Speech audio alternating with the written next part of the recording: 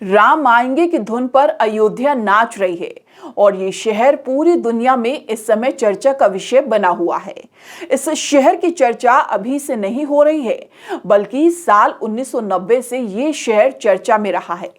अयोध्या में अब राम मंदिर हकीकत बन चुका है, लेकिन अतीत के पन्ने इस बात की तस्दीक कर रहे हैं कि इसका आंदोलन अनेक कहानियों, किस्सों, बयानों और दंगों से पटा पड़ा है।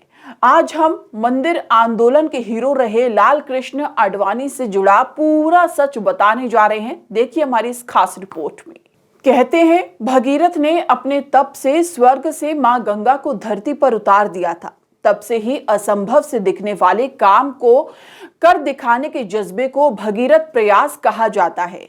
अयोध्या में भव्य राम मंदिर का निर्माण भी कहीं ना कहीं आडवाणी के भगीरथ प्रयास का ही नतीजा है। मंदिर भले ही सुप्रीम कोर्ट के आदेश के बाद बना, लेकिन उसके लिए आडवाणी ने जो संघर्ष किया, जिस तरह आंदोलन चलाया, उसे कभी नहीं भूला जा सकता। यहां तक कि उन्हें मुकदमे का भी सामना करना पड़ा।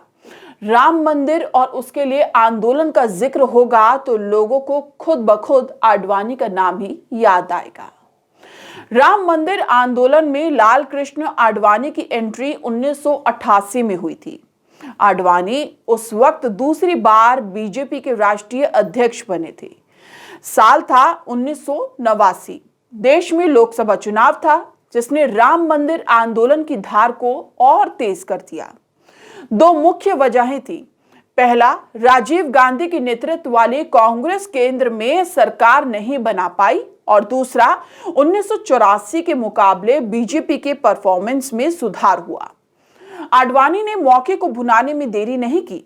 1990 में उन्होंने सोमनाथ से अयोध्या तक कार सेवा करने का ऐलान कर दिया। कार सेवा का मतलब था मस्जिद हटाकर मंदिर का निर्माण करना। इस वक्त हिमाचल के पालमपुर में बीजेपी का अधिवेशन हुआ, जिसमें आडवाणी के नेतृत्व में पार्टी ने प्रस्ताव पास किया कि राम मंदिर विवाद को अदालत के माध्यम से नहीं सुलझाया जा सकता है। इसी अधिवेशन में आडवाणी ने सोमनाथ से अयोध्या तक रथ यात्रा निकालने की घोषणा की। सोमनाथ से अयोध्या रथ यात्रा की स्क्रिप्ट गोविंदाचार्य ने ही लिखी थी। 1990 की शुरुआत में आडवाणी ने जब रथ यात्रा की घोषणा की तो तत्कालीन प्रधानमंत्री वीपी सिंह हत्थे से उखड़ गए। उन्होंने बीजेपी के बड़े नेताओं से साफ कह दिया कि ये कदम दंगा भड़काने वाला है और रथ यात्रा को रोकने पर विचार करें। 1990 में सोमनाथ से निकली उनकी रथ यात्रा ने ही देश भर में मंदिर के पक्ष में एक लहर पैदा की। जब वो सौगंध राम की खाते हैं, मंदिर वहीं बनाएंगे का उद्घोष करते थे, तो राम भक्तों में एक अलग ही उत्साह का संचार होता था।